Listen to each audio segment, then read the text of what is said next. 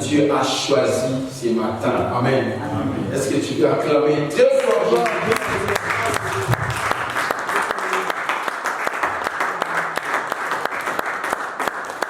Voilà, nous commençons notre programme des temps de la parole. Nous prenons un texte dans Genèse. Nous prenons un texte dans Genèse. Nous prenons le chapitre 3.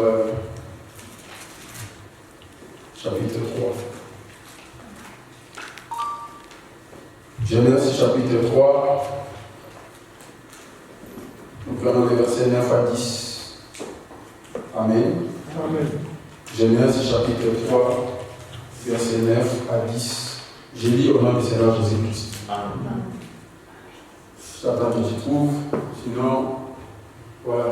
Mais l'Éternel, Dieu appela l'homme et lui dit: où es-tu?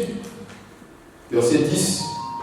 Il répondit: j'ai entendu ta voix dans les jardins et j'ai eu peur, parce que je suis nu et je me suis caché. Verset 11. Et l'Éternel Dieu dit: qui t'a appris que tu es nu? Est-ce que tu as mangé de l'arbre dont je t'avais défendu de manger? Parole du Seigneur. Amen. Amen. Le terme de ce matin s'intitule la nudité d'Adam. Amen. Amen. Si Papa Michel a trouvé les flyers, pour aller l'afficher. Amen. Amen. Nous parlons sur la nudité d'Adam. Je voudrais que tu me suis très bien parce que cette parole est venue que pour toi. Amen. Amen. Nous ne sommes pas dans un enseignement, mais nous sommes dans une prédication. Amen. Amen. Je pense qu'il y a une grosse différence entre l'enseignement, la prédication et l'exhortation. Amen. Amen. L'enseignement, c'est apprendre de nouvelles choses, de nouvelles bases qui vont te permettre de s'asseoir et de suivre une trajectoire avec le Seigneur. Amen. Amen. Et quand on arrive à l'exhortation, c'est un rappel de ce que tu connais déjà en fait que tu puisses encore les réappliquer. Des choses que tu connaissais, tu appliquais autrefois, mais on te fait rappeler encore dans une autre forme. Amen. Et quand on arrive dans la prédication, c'est-à-dire qu'on veut te montrer à quoi Dieu est capable de faire dans ta vie et ce que Dieu veut accomplir dans ta vie. Amen. Amen. Et tu peux acclamer Jésus. Nous connaissons notre histoire, c'est l'histoire de notre grand ancêtre, notre grand-parent Adam et Ève. C'est-à-dire que nos grands-parents Adam et Ève, ils étaient dans un jardin que tu connais très bien. C'était leur ville que Dieu leur avait donnée. C'était leur habitation. Ils habitaient là-bas, ils vivaient là-bas et ils étaient à l'aise dans ces jardins. Amen, amen. C'est-à-dire que Dieu avait créé l'homme et sa femme. Dieu n'avait pas créé l'homme dans les jardins. Amen. Dieu a créé l'homme et sa femme hors du jardin. Amen. Et Dieu les a placés maintenant dans les jardins. Amen. C'est comme tel que tu es là, tu sors dans une famille. Dieu t'a créé dans une maison, dans une famille. Amen. Et dans cette famille-là, tu sais là où tu viens. Et maintenant, Dieu te prend et il te place à l'église. Amen. Parce que c'est dans les jardins qu'on trouve la protection, la sécurité et le bonheur. C'est dans les jardins que la paix règne. Amen. Amen. Et maintenant, Dieu, quand il a placé l'homme dans les jardins, l'homme avait tous les délices autour de lui. Amen. Amen. Il ne lui manquait rien. Dieu nous a pris de nos familles.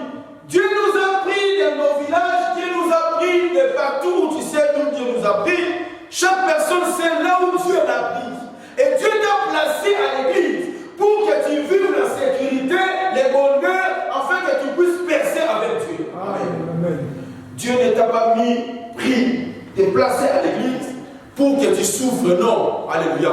Amen. Voilà pourquoi je déclare cet après-midi, si tu étais malade, dès que tu franchis les pas à l'église, tu es guéri au nom de Jésus. Amen. Quand tu franchis les pas à l'église, tu es dans les secours au nom de Jésus. Amen. Quand tu arrives dans l'église, tu es en paix au nom de Jésus. Amen. Parce que l'église s'explique aussi comme étant la ville de refuge. Amen. Alléluia. Amen. La ville de refuge était les 6 villes que Dieu avait désignées pour que si une personne est poursuivie par l'évangile du sang, alléluia. Amen. Si tu es poursuivi par l'évangile du sang, tu ne fuiras pas dans n'importe quelle ville.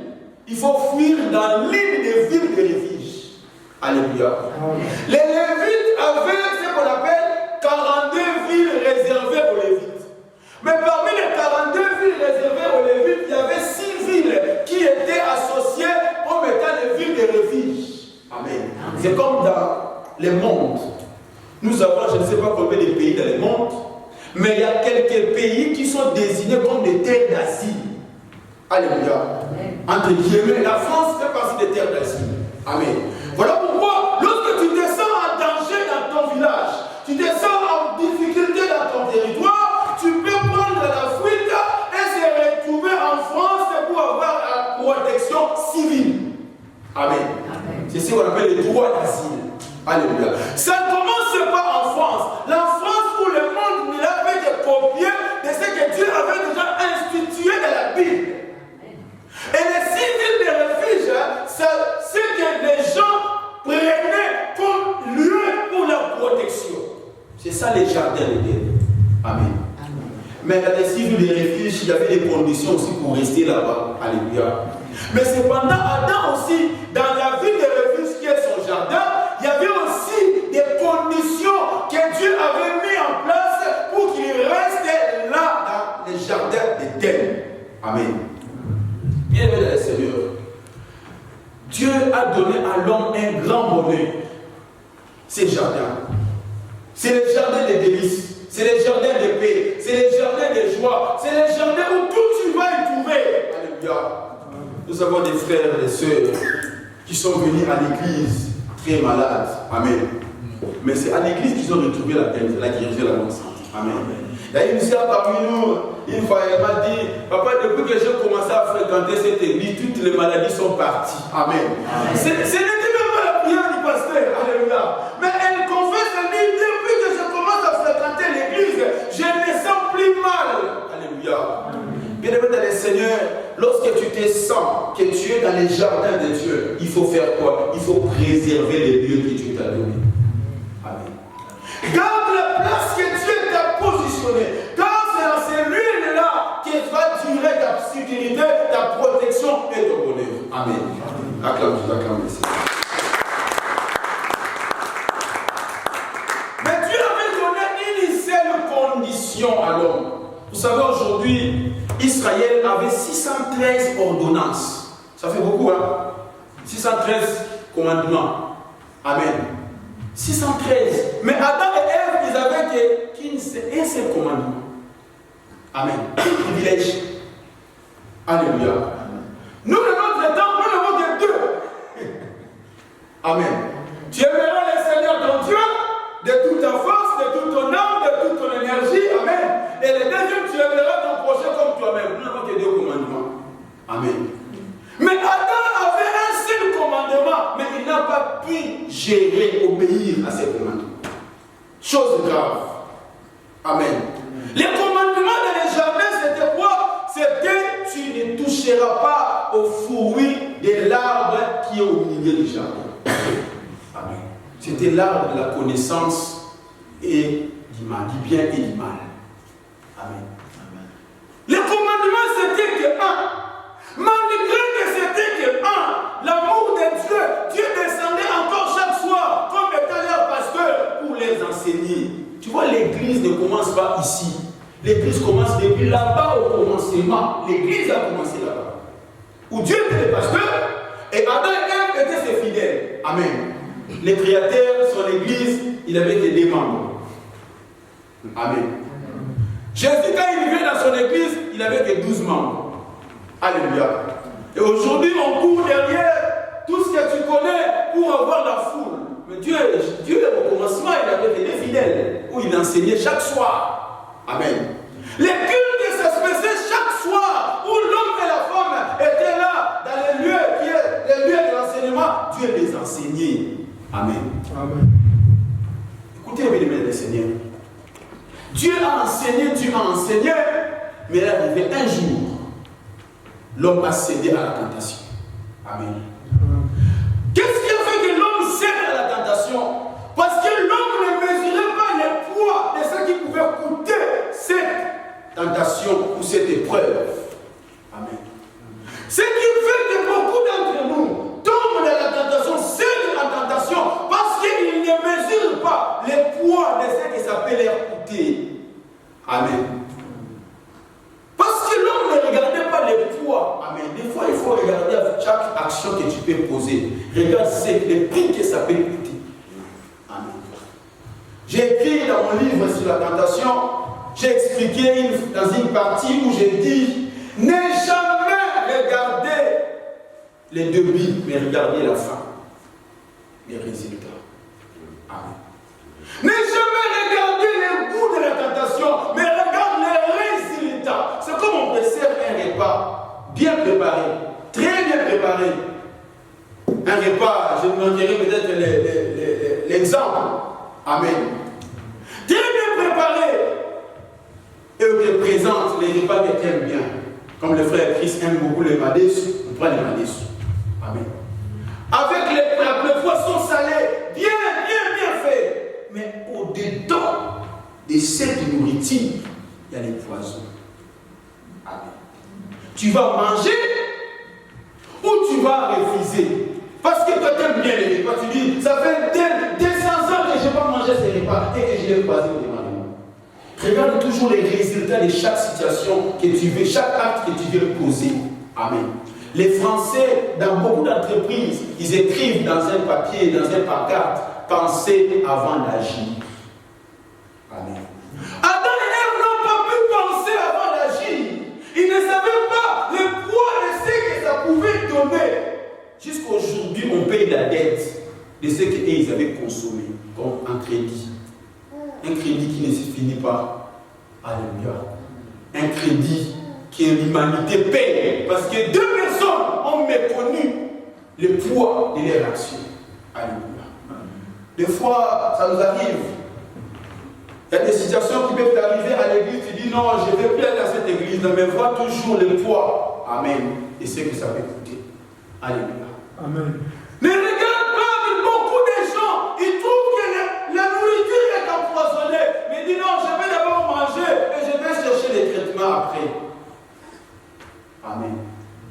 Ça, c'est le péché conscient.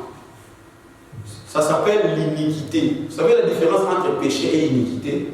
C'est-à-dire que le péché, c'est comme tu fais trébucher. Tu marchais, et tu tombes, tu ne savais pas. Mais l'iniquité, c'est quand tu savais que là, il y a une pierre qui va te faire tomber, mais tu sais que je vais tomber là, tu tapes là, et tu tombes. Amen. Acclame Dieu, acclame Dieu. Voyez toujours les poids et les conséquences de chaque situation autour de toi. Même quand tu veux parler mal à quelqu'un, regarde toujours les résultats. Tu veux parler mal à ta femme ou à ton mari, regarde d'abord les résultats. Ça peut donner quoi? Ça peut créer une grosse dispute, ça peut créer quelque chose de compliqué. Maîtrise-toi. Amen. Beaucoup de gens, même le Seigneur, ont commis des actes ou des actions. Ils ont touché la tête par la suite. Ah, si je savais. Mais c'est ce qu'on a après. Si je savais, c'est trop tard. Amen. Adam et Ève ne savaient pas que s'ils touchaient à l'arbre interdit, ça allait être trop tard pour eux. Oui, effectivement, c'était trop tard. C'était trop tard. Mais des fois, nous, on fait des fois des péchés. Nous sommes tous été confrontés un jour à trahir le Seigneur. Nous tous. Amen. Mais c'est l'œuvre de la croix qui nous sauve. Amen. Combien de fois tu as péché, combien de fois tu pêches, combien de fois tu fais le mal à Dieu, mais Dieu te pardonne. Mais Adam et Ève, un seul péché. Amen.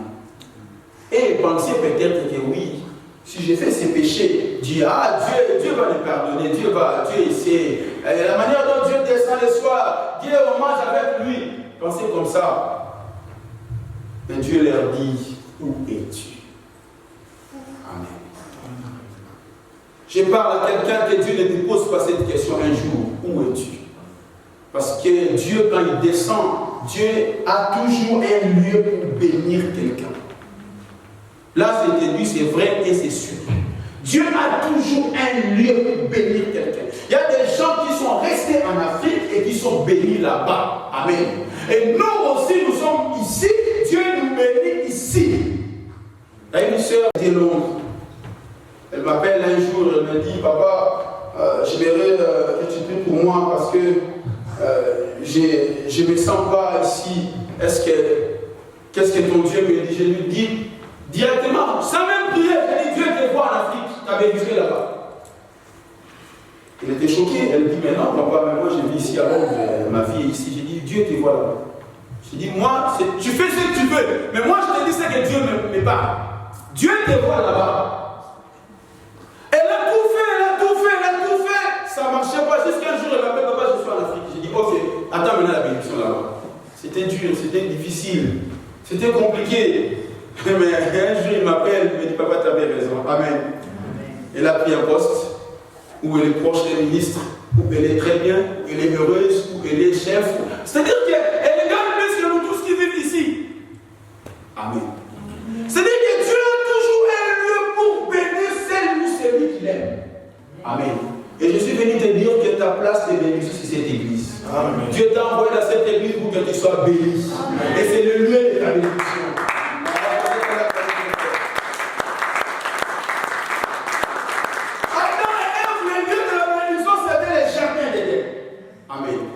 Même Satan, que nous chassons tout le temps, autrefois il était Lucifer. Vous savez, Satan, quand il était Lucifer, il était dans les jardins de Dieu. Amen. C'était pas les jardins d'Éden, mais Satan était dans les jardins de Dieu. Ces jardins-là, les jardins d'Éden étaient entourés de la verdure. C'est ça, non? Les jardins d'Adam étaient entourés de la verdure. Ils mangeaient les fruits, ils avaient les matins, les fumba, tout ce que vous connaissez. Mais les jardins de Lucifer, Satan, avant qu'il devienne Satan, il était Lucifer. Les jardins de Dieu étaient entourés de pierres précieuses. Il marchait sur les pierres précieuses, les diamants, l'or, tout ce que vous connaissez. Je boucle les parenthèses. Amen. Tu veux dire que le Seigneur, lui aussi n'avait pas vu le poids de ce qu'il allait commettre. Il pensait que Dieu va lui pardonner. Dieu lui dit non, out. Sors de mon jardin. Je te donne encore un exemple. Moïse. Moïse, c'est le seul prophète dans la Bible, dans le monde. Il y a beaucoup de prophètes. Amen. C'est le seul prophète qui a vu Dieu par derrière. Amen. 2. C'est le seul prophète qui parlait avec Dieu comme ça, bouche à bouche, comme un ami parle avec son frère. Bouche à bouche, avec Dieu.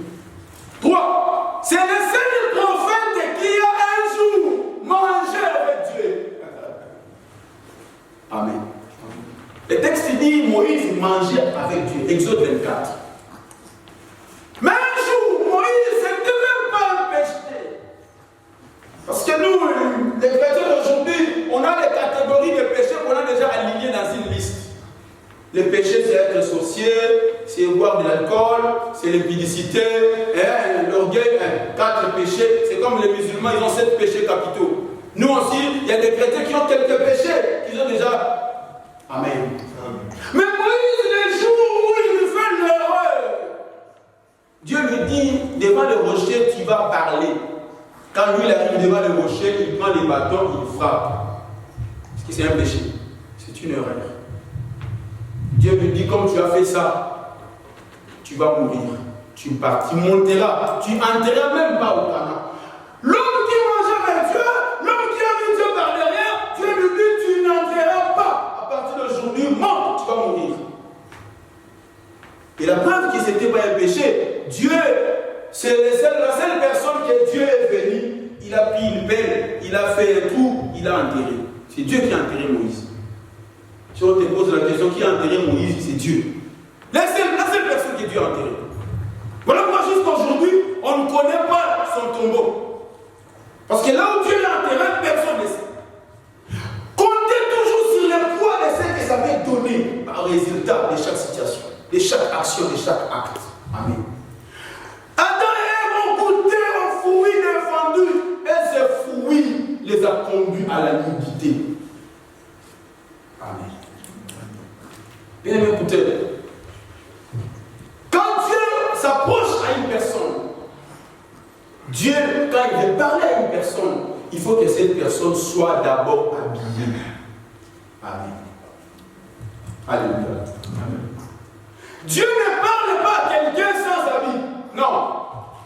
Lorsque Dieu veut parler à quelqu'un, il faut que tu sois habillé. Voilà pourquoi, dans Matthieu 22, on parle de l'histoire des fêtes, des noces, où les gens étaient rentrés, eux, ils ont rempli la salle. Ils ont rempli la salle, et par la suite, je pense que c'est moi, et par la suite, le maître de la fête commençait à parcourir, d'aller manger, et il va trouver une personne qui n'avait pas les vêtements de la fête. Amen. Mais écoutez, si on te dit Adam et Ève étaient nus, non. Adam et Ève, la Bible dit ils étaient nus et ils ne savaient pas qu'ils étaient nus. Pourquoi? Parce qu'ils étaient habillés d'un vêtement qu'on appelle la gloire. Mais lorsque le péché entre dans leur vie, la gloire doit partir. Lorsque le péché entre dans la vie d'un homme qui est chrétien, la gloire part. Voilà pourquoi le texte dit dans Romains 3, le verset 23, car tous ont péché et sont privés de la gloire de Dieu. Tous ceux qui pêchent se privent de la gloire de Dieu. Voilà pourquoi Adam et Ève, ils avaient le vêtement de gloire. Et lorsque le péché entra, ils se retrouvaient nus. Voilà pourquoi même Jésus aussi était le véritable Adam. Dans son tour, il n'avait pas péché, mais il était devenu péché à cause de nous. Et les conséquences, il resta nu à la croix. Jésus n'a pas été crucifié, comme on dit chez nous à Lingala, avec l'Ingwana. Non. Ça, c'est l'acteur du film qui n'avait pas le choix. Amen. Pour montrer sa nudité dans les films, c'est ce qui est normal. Et il est resté avec ce qu'on voit dans les films. Mais Jésus, lors de la crucifixion, Jésus était resté nu. Si on parle de la nudité d'Adam, on parlera aussi de la nudité de Christ. Alléluia. Cela veut dire que le péché a rendu Adam nu. Le péché que Jésus a incarné l'a rendu aussi nu. Parce que l'homme, porte le vêtement de gloire. Amen. C'est ça qu'on parle aussi de la robe blanche. Et si la robe est avec toi, il faut les garder par la sainteté. Amen. La sainteté, c'est lorsque tu fais la part des choses, la part de l'homme et la part de Dieu. Amen. Alléluia. Amen. La sainteté, c'est lorsque tu es prêt à obéir à Dieu et à ne pas obéir à Satan. C'est ça la sainteté. Tu gardes ta robe. Amen. Et quand Dieu descend, il te voit, tu es habillé, Dieu peut te parler, Dieu peut te donner, Dieu peut faire tout ce que tu veux. Alléluia. Acclame, tu vas commencer.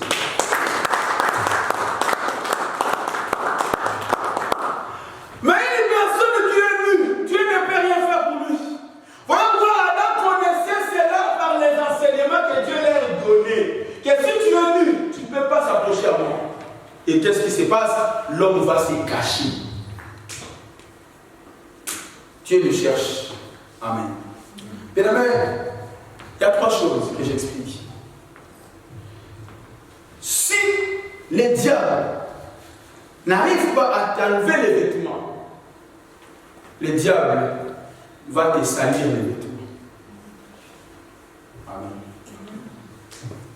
Si le diable n'arrive pas à salir tes vêtements, le diable va déchirer tes vêtements. Il y a ce qu'on appelle le péché qui fait que les vêtements ne soient plus sur l'homme. Amen. Le diable va ôter ton vêtement parce que tu as tombé dans le péché. Mais il y a ce qu'on appelle aussi l'impureté. Il y a ce qu'on appelle aussi les souillures.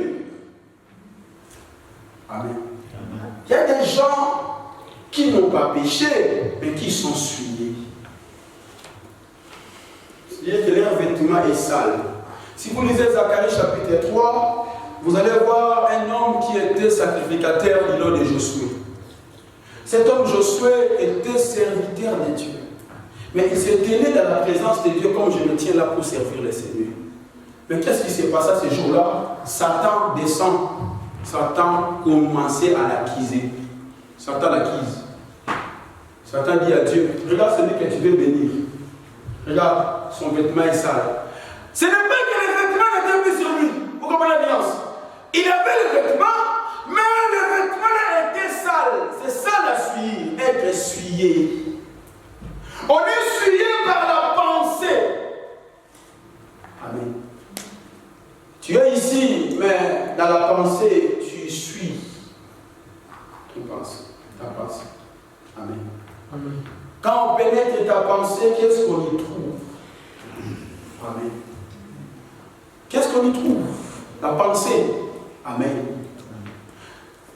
Et Dieu commence à regarder la personne qui pouvait présenter, mais Satan l'accusait, il dit, mais regarde, tu montes dans le bus, tu ne payes pas, tu fraudes le bus. Satan t'accuse, il dit, Seigneur, regarde les serviteurs que tu veux bénir, regarde, il fraude le bus. Amen.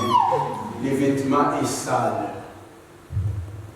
Mais aussi, le Seigneur, le vêtement qui n'est pas sale, mais un vêtement qui est déchiré. Le vêtement déchiré, c'est l'impureté. Amen. L'impureté, c'est lorsqu'il y a un esprit impur vient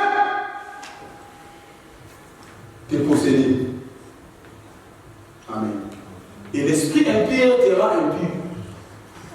Attention aux endroits que vous fréquentez. Attention aux ce que vous mangez. Attention à ce que vous portez.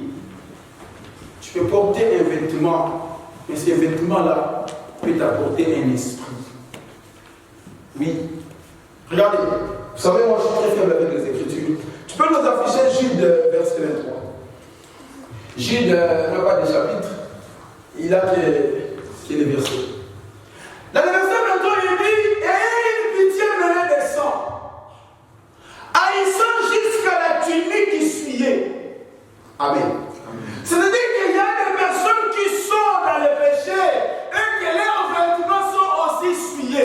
pense qu'ici en Europe, ça n'existe peut-être pas. Nous en Afrique, on a vu des gens qui s'échangeaient même des vêtements. Amen.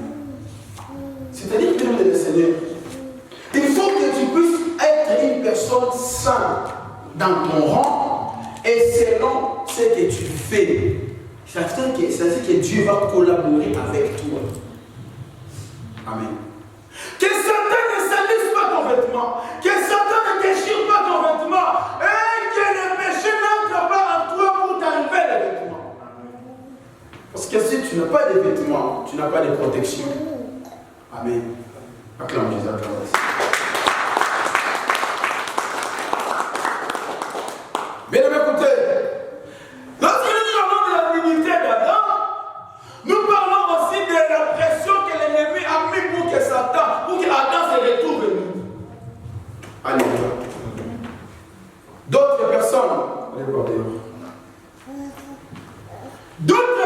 même les Seigneurs, qui se retrouvent dans le péché, ce n'est pas lui. Amen. C'est le diable qui l'a poussé jusqu'à ce qu'il se retrouve là. Amen. Voilà pourquoi, bien aimé, il faut toujours discerner les actions qui t'arrivent. Il y a des actions qui proviennent de la pression de l'ennemi. Il y a des actions qui proviennent de la pression de l'adversaire. Mais il y a aussi des actions qui proviennent de la pression de ta propre chair. On appelle ça les œuvres de la chair. Alléluia. Amen. Bien écoutez, c'est-à-dire, même le Seigneur, lorsque Adam et sa femme étaient tranquilles dans leur maison, dans leur chambre, le diable vient. C'est le diable qui était l'auteur, qui était l'agent causal de ceux qui se retrouvent là. Mais Satan sait à quel moment Dieu veut te bénir. Satan sait à quel moment Dieu veut travailler avec toi. Satan sait à quel moment il faut que tu puisses sourire. Satan sait à quel moment Dieu veut manger avec toi. Et c'est dans ces moments-là que lui va se présenter en premier. Christ a dit, tous ceux qui sont venus avant moi sont qui?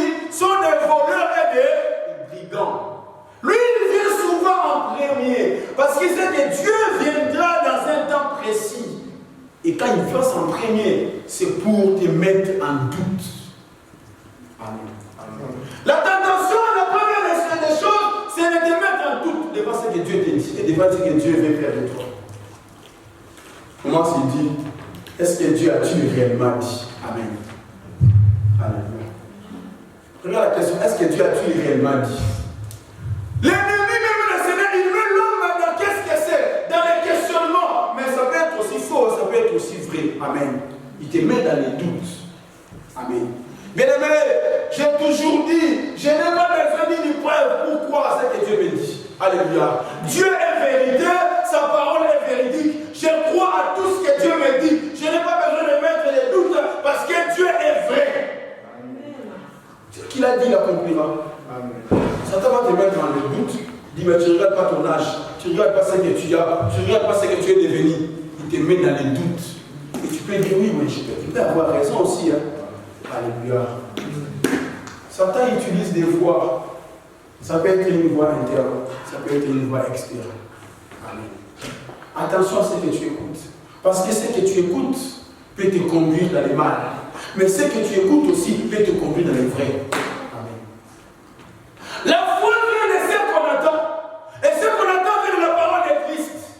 Et si la foi venait de ce qu'on attendait et que cela revenait de la parole de Christ, comprenez aussi une chose. Les doutes aussi viennent de ce qu'on attend. Et ce qu'on attend provient du malin.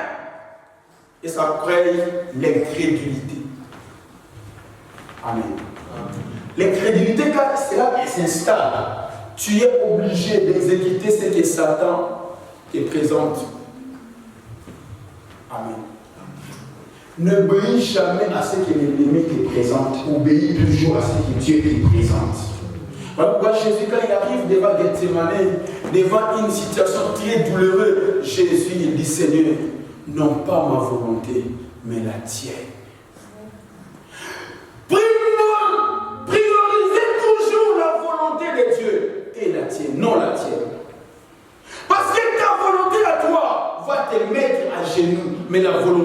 va te glorifier. Amen. Adam se retrouva nu ce jour-là. Et Dieu chasse l'homme du jardin. Amen. Pourtant, Dieu, avant de chasser l'homme du jardin, Dieu avait maudit la terre. Il dit la terre est des sortiments des roses et des épines. Ça veut dire que lorsque Dieu chasse l'homme dans les jardins, l'homme est maintenant livré aux épines, livré à la souffrance, livré aux maladies, livré à l'échec. Amen. Voilà pourquoi l'humanité souffrait. Mais j'aime l'amour de Dieu. Je voudrais dire à quelqu'un aujourd'hui, si Satan t'avait poussé à faire le mal, t'avait poussé à faire que tes vêtements soient salis, mais j'ai une bonne nouvelle pour toi. Dieu n'abandonne jamais ceux qu'il aime. Amen. Parce que Dieu t'aime, parce que Dieu aimait Adam, avant de chasser Adam, Dieu a fait quelque chose d'extraordinaire. Amen. Adam, dans sa propre effort, dans ses forces, dans son intelligence intellectuelle, tu sais quel vêtement avait cherché? Adam était parti chercher les feuilles des figues. Et il n'a même pas fait des habits, il a fait des ceintures. Est-ce que la ceinture peut couvrir la nudité? Non. C'est ça que beaucoup font. Ils partent chez Satan, sous prétexte que Satan leur donnera le bonheur. Mais ce n'est pas le vrai bonheur. Ce n'est que des ceintures, ça ne te couvrira pas. Ce qui peut te couvrir, c'est le vrai vêtement que Jésus donne. Amen. Alléluia. Que Dieu te donne le vêtement dans le Jésus. Afin que tu sois couvert. Pour que ta honte ne soit pas visible. Satan fait ces choses pour que tu sois dans la honte. Mais je suis venu te dire, Dieu ne te laissera pas partir. Dieu va t'habiller. Regardez, on va lire un verset. Genèse chapitre 3. Prenez le verset. Prenez le verset 22, je pense.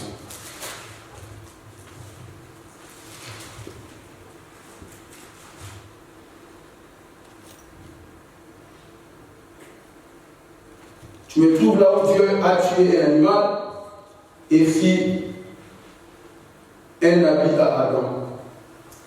Verset 21, je pense. Verset 21. Genèse 3, verset 21. Regardez. L'Éternel Dieu fit à Adam et à sa femme des habits de peau. J'aime Jésus, j'aime le Seigneur. Bien aimé, écoutez, Dieu a constaté que l'homme a fait des efforts de trouver ne fût-ce que des feuilles de figues. Il a dit ça, ce n'est pas ce qui est bon pour toi. Dieu, quand il descend, avant de chasser l'homme, Dieu a tué l'animal. Parce que tu ne peux pas faire les habits de peau si l'animal ne meurt pas. Alléluia. Il faut que l'animal soit tué afin que la peau de cet animal puisse couvrir la nudité de la femme, la nudité de l'homme. Alléluia. Je suis venu dire à quelqu'un, Satan t'a poussé à faire des mal, a poussé à tomber dans les péchés, mais Dieu avait déjà tué un animal. Jésus arriva sur la terre, il n'était pas un homme normal, mais Jésus était un agneau. Tu peux voir le Proverbe 26, verset 27. Le texte dit, les agneaux sont pour te vêtir. C'est que l'animal que Dieu avait tué ici, ce n'est pas n'importe quel animal. C'était un agneau. Ah, je pensais d'aller cacher le Seigneur. Regardez, Proverbe 26, 27 ou 26, 26 ou 27, mais je pense que c'est Proverbe 26, verset 27. Ou bien 27, verset 26. On va trouver ça rapidement. Et tu vas comprendre avec moi ce que Dieu veut faire avec toi. Proverbe chapitre 27, le verset 26. Voilà. Les agneaux sont pour te vêtir. Dieu précise maintenant que l'animal qu'il devait tuer, il était un agneau. Or Jésus, quand il arrive sur la terre, Jean-Baptiste présente Jésus. Il dit, voici l'agneau qui ôte le péché. En quelque sorte, voici l'agneau qui va te tuer à la croix pour que sa peau puisse te couvrir. Amen. Alléluia. Bien-aimé, Dieu veut maintenant te couvrir. Voilà pourquoi Jésus a perdu les vêtements, pour que ces vêtements puissent te couvrir. Alléluia. Bien-aimé, écoutez, Dieu, ce matin, cet après-midi, Dieu veut te couvrir. Dieu veut aujourd'hui, mon Seigneur, que tu ne sois plus comme tu étais avant, dans la nudité, comme tu étais avant, sans protection, comme tu étais avant, sans sécurité, mais que Dieu te couvre aujourd'hui. Alléluia. Dieu dit dans sa parole, je donne les hommes à ta place. En réalité, celui qui devait mourir, c'était Adam. Parce que Dieu avait dit, les jours où vous mangerez les fruits, vous allez faire quoi? Vous allez mourir. Amen. Dieu, par sa bonté, a confondu Satan. Satan attendait, voici, maintenant ils sont nus, il reste que la mort. Et Dieu, quand il descend, ce n'est pas l'homme qui meurt, c'est un animal qui meurt. Alléluia. Vous ne voyez pas, c'était prévu qu'Isaac meure, non? C'était prévu qu'Isaac, quand il montait dans les jardins, dans les montagnes de Moria, c'était prévu qu'Isaac, c'est Isaac qui va partir, c'est Isaac qui va mourir. Mais quand ils arrivent sur la montagne, il y a un animal qui arrive derrière. C'est lui qui a causé du tort à ta vie, à ton mariage. C'est lui qui était derrière pour attendre que tu puisses être dans les mains, dans la souffrance, dans la difficulté. Bien-aimé, Dieu va les confondre. Amen. Amen. Tu vas les confondre. Dieu a confondu Satan ces jours-là. Voilà pourquoi Dieu dit dans Isaïe 43, verset 2, verset 3, verset 4. Il dit, parce que tu as du prix. Alléluia. Parce que tu as du prix, je donne des hommes à ta place. Mais laisse que les gens, l'animal soit tué à ta place. Lorsque, le Seigneur, les sorciers chercheront à te tuer, à te faire du mal, que Dieu remplace par d'autres personnes, que toi tu ne meurs pas au nom de Jésus-Christ. La honte explique aussi, la nudité explique aussi la honte. Le but de Satan, c'était de voir Adam et Ève chassés dans la honte. Mais Dieu est grand, Dieu est amour. Dieu, par son amour, il tue l'animal. Mais Dieu va donner des hommes à ta place. Que d'autres personnes pleurent, mais toi tu ne pleureras pas. Il y avait une femme qui pleurait comme ça, parce qu'on portait son fils unique. On ramenait cette fils unique pour être enterré. Ah, la femme était d'ailleurs veuve. Mais ce jour-là, les porteurs de la mort ont porté le fils unique à croiser les porteurs de la vie, où il y avait aussi un fils unique, Jésus-Christ. Bien-aimé, que tu croises les fils uniques aujourd'hui. Enfin, que ton fils unique reste ici au nom de Jésus. Je vais prier pour quelqu'un. Je vais que nous puissions prier. Bien-aimé, si Satan t'avait plongé dans les erreurs dans le passé, où tu retrouveras, tu perdras tes vêtements, tu perdras ta dignité, tu as perdu même ta personnalité, tu as perdu même tes valeurs. Aujourd'hui, Dieu va te restituer tes valeurs au nom de Jésus. Oui, je fais l'erreur, oui, je fais le mal, oui, je suis d'accord, mais comme je croise Jésus, je dois aussi. Je dois. Vous savez, la femme a été surprise en adultère. Logiquement, normalement, il devait être lapidé. Mais l'erreur qu'ils avaient fait, c'est de laisser cette femme se retrouver devant Jésus. Vous savez, l'erreur de Satan, c'est quoi? C'est de te laisser entrer dans cette porte. Amen. Ils ont tué les cieux de bâtiment, mais ils ont laissé les oreilles. L'erreur de Satan, c'est de laisser activer les oreilles, parce qu'il écoutera le passage de Jésus. Parce que tu es entré dans cette porte, peu importe les erreurs du passé, peu importe les péchés que tu as fait, je suis venu te dire, comme tu as rencontré Jésus, Jésus te donne les captures de Jésus. Tu veux que je te parle encore de qui? Vous voyez Barabbas? Barabbas c'était un fameux brigand. C'était déjà prévu comme ça. Je cherche des gens à qui la famille a déjà prévu que lui, il ne sera pas, il sera pas heureux, il ne sera pas heureux. Toi, normalement, tu ne devais pas naître. Je cherche ces gens-là. Barabbas devait normalement, alléluia, normalement mourir. Mais ce jour-là, Dieu, qui est le maître des temps et des circonstances, laisse que Dieu te fasse entrer dans ton temps. Et quand il va te faire entrer dans ton temps, qu'il ne te laisse pas les choses comme ceci, mais qu'il crée aussi une circonstance. Alléluia. Que Dieu crée la circonstance. Barabbas, ces jours-là, c'était prévu qu'il meure. Parce qu'il a fait tellement de mal. La famille t'attend que tu puisses perdre ton mariage. perdre tes enfants, perdre tes démarches, perdre tout ce parce qu'ils ont une étiquette qui t'ont collé. Jusqu'aujourd'hui, ils continuent à citer tes anciens péchés, tes anciennes erreurs. Mais cet homme-là qui a fait des erreurs est déjà mort. La Bible dit si quelqu'un est à Christ, il a une nouvelle créature. Les choses anciennes sont passées. Amen. Que personne ne puisse t'intimider. C'est lui qui commettait des erreurs là. Il est déjà mort. Amen. Les choses anciennes sont. Acclame Jésus qui est le Seigneur.